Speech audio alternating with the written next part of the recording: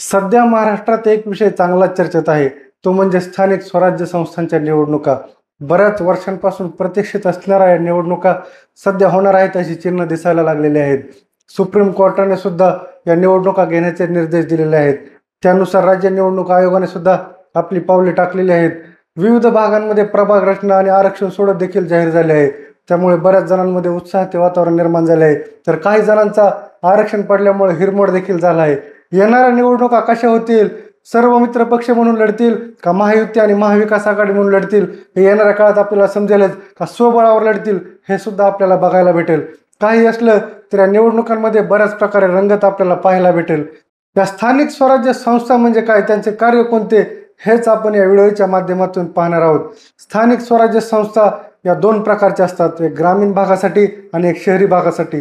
ग्रामीण भागात ग्रामपंचायत, पंचायत समिती आणि जिल्हा परिषद अशा प्रकारे या कार्यरत असतात, तर शहरी भागात नगरपालिका, नगर परिषद, महानगरपालिका अशा प्रकारे या कामकाज करत असतात. या स्थानिक स्वराज्य संस्थेची उत्क्रांती आपल्याला पाहायची असेल तर आपल्याला ऐतिहासिक पार्श्वभूमी देखील समजून घेणं गरजेचं आहे. भारतीय विकास परिषद आणि राष्ट्रीय सेवा यांच्या कामकाजावर देखरेख ठेवण्यासाठी आणि त्यांच्या विकासासाठी उपाययोजना सुचवण्यासाठी भारतीय सरकारने एक परिषद स्थापन केली.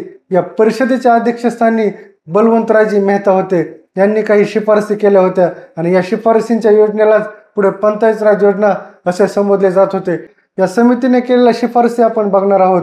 यामध्ये ग्रामपंचायत, पंचायत समिती आणि जिल्हा परिषद अशा प्रकारची त्रिस्तरीय संस्था असावी अशी शिफारस या समितीने केले होते.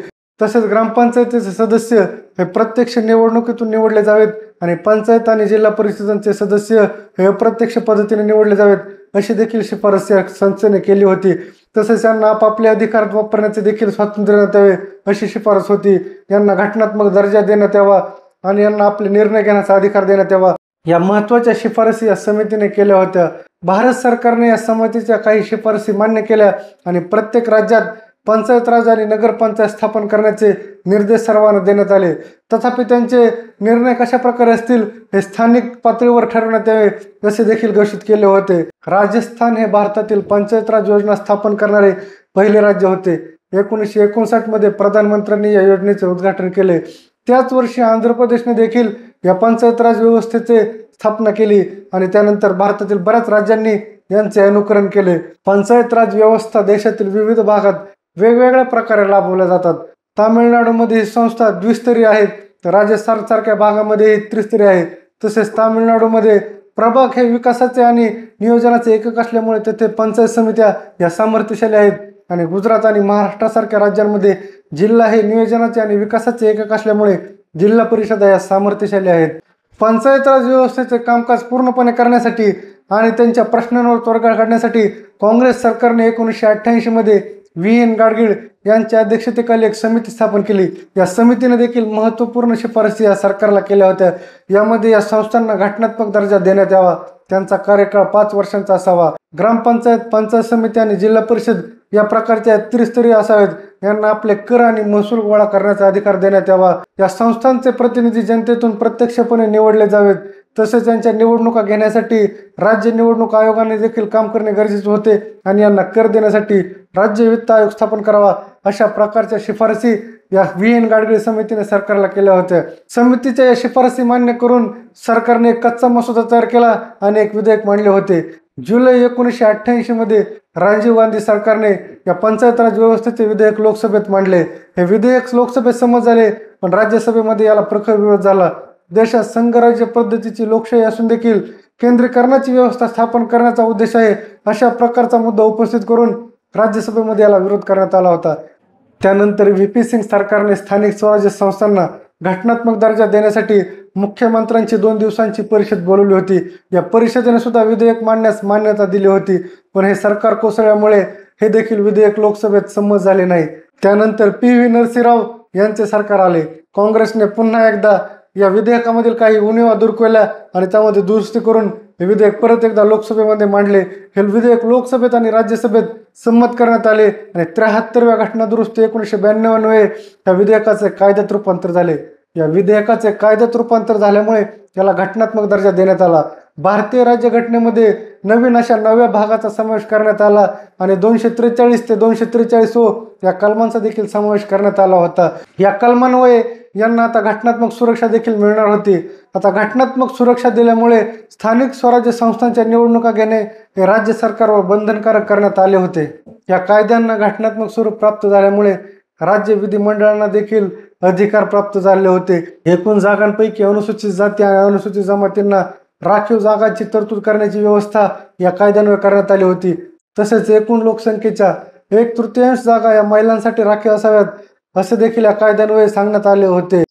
पंचायत समिती आणि जिल्हा परिषद यांची अध्यक्षपदे या अनुसूचित जाती जमाती आणि महिलांना राखीव ठेवण्यात येणार होती. हा या कायद्याचा खूप मोठा फायदा होणार होता. राज्य विधिमंडळाने ठरवल्यानुसार नागरिकांना या निवडणुका लढवायला येतात. राज्य विधिमंडळाने यासाठी काही नियम व अटी देखील सांगितले आहेत. वयाची 21 वर्ष पूर्ण केलेली व्यक्ती या निवडणुका लढवण्यासाठी पात्र आहे. याचाच अर्थ असा की वयाची 25 वर्ष पूर्ण झाली नाहीत म्हणून 21 वर्ष पूर्ण असलेल्या व्यक्तीच्या निवडणुकीला आव्हान देता येणार नाही.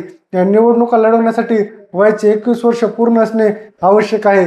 यामध्ये ग्रामपंचायत, पंचायत समिती, जिल्हा परिषद, नगरपालिका, नगर परिषद आणि महानगरपालिका यांच्या निवडणुका जर लढवायच्या असतील तर प्रत्येक उमेदवाराचे वय 21 वर्ष पूर्ण असणे आवश्यक आहे. हे याची महत्त्वाची अट आहे. ग्रामीण भागातील कृषी आणि कृषीशी निगडीत व्यवसाय, कुक्कुटपालन, पशुपालन, पशुसंवर्धन, मत्स्यपालन यांसारख्या विषयामध्ये पंचायत समिती आणि जिल्हा परिषद आपापल्या विकास कामासाठी योगदान करत असतात. स्थानिक स्वराज्य संस्थेमध्ये पंचायत राज हा एक भाग आहे, ज्यामध्ये ग्रामपंचायत, पंचायत समिती आणि जिल्हा परिषदा या आपापल्या ग्रामीण भागामध्ये विकासाचे काम करत असतात. आणि नगरपंचायत हा दुसरा भाग आहे, ज्यामध्ये नगरपंचायत, नगर परिषद आणि महानगरपालिका आपल्या शहरी भागामध्ये विकास कामे करत असतात. आता जरा नगरपंचायतीबद्दल माहिती समजून घेऊयात. शहरी भागांमध्ये विकास कामे करणाऱ्या संस्थांना नगरपंचायत, नगर परिषद आणि महानगरपालिका असे संबोधले जाते. भारतीय राज्यघटनेच्या 73व्या घटना दुरुस्तीन्वये 1992 मध्ये याचे कायद्यामध्ये रूपांतर झाले आणि यांना घटनात्मक दर्जा प्राप्त झाला. या नगरपंचायतींची जर उत्क्रांती आपल्याला बघायची असेल तर ही ब्रिटिश राजवटीमध्ये आढळते. इसवी सन 1687-88 दरम्यान भारतामध्ये मद्रास येथे पहिली महानगरपालिका स्थापन झाली. त्यानंतर मुंबई आणि कलकत्ता येथे महानगरपालिका स्थापन झाल्या. लॉर्ड रिपन याने केलेल्या शिफारसींनाच या योजनेची सनद असे संबोधले जाते. 1935च्या भारताच्या कायद्यान्वये यांना नागरी संस्थांना घटनात्मक दर्जा देखील प्राप्त झाला आहे. ज्याप्रमाणे 3 वेळा विधेयक सादर करून पंचायत व्यवस्थेला कायद्याचे रूपांतर करण्यात आले होते, त्याचप्रमाणे नगरपंचायती देखील कायद्यात रूपांतर केले होते. पी.व्ही. नरसिंहराव या सरकारने हे विधेयक लोकसभेत मांडले आणि या विधेयकाला लोकसभेने आणि राज्यसभेने मान्यता दिली आणि 1992 मध्ये 73व्या घटना दुरुस्तीन्वये या विधेयकाचे कायद्यात रूपांतर झाले होते. या विधेयकाचे कायद्यात रूपांतर झाल्यामुळे शहरी भागांमध्ये विकास कामे करणे सोपे झाले आणि नगरपालिका, महानगरपालिका यांना अतिरिक्त असे अधिकार प्राप्त झाले होते. शहरी भागांमध्ये या निवडणुका घेणे आता राज्य सरकारवर बंधनकारक करण्यात आले आहे. यांना कायदेशीर संरक्षण देखील प्राप्त झालेले आहे. जसे पंचायत राज व्यवस्थेमध्ये महिलांना, अनुसूचित जाती आणि जमातींना राखीव जागांची तरतूद आहे, तशाच प्रकारची तरतूद देखील नगरपंचायत आणि महानगरपालिकेमध्ये करण्यात आली आहे. येथे एक गोष्ट विचारात घेण्यासारखी आहे, ती म्हणजे महाराष्ट्रात नगरपंचायतीमध्ये महिलांना 50% आरक्षणाची तरतूद देखील करण्यात आलेली आहे. नगरपंचायती ह्या शहरी भागातील विविध कामांवर लक्ष घालत असते. त्यामध्ये नगरपंचायत आणि नगरांची विकास कार्य, जमीन, इमारती बांधकामांचे नियमन, तसेच अग्निशामक दल, विविध शाळा, उपहारगृहे आणि चित्रपटगृहे, विविध खेळाची माध्यमे यांसारख्या विषयांत नगरपंचायत लक्ष घालत असते. शहरी भागातील रस्ते आणि दिवाबत्तीची सोय यांसारखी महत्त्वाची कामे ही नगर परिषद आणि महानगरपालिका करत असतात. नगर परिषदाचे मुख्यतः 2 भाग पडतात. एक म्हणजे महानगरपालिका आणि दुसरी नगरपालिका. महानगरपालिका ही मुंबई, पुणे, बेंगलोर, कलकत्ता यांसारख्या भागांमध्ये लागू केली जाते.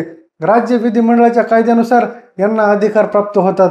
महानगरपालिकेमध्ये परिषद, स्थायी समिती आणि आयुक्त असे 3 महत्त्वाचे अंगे असतात.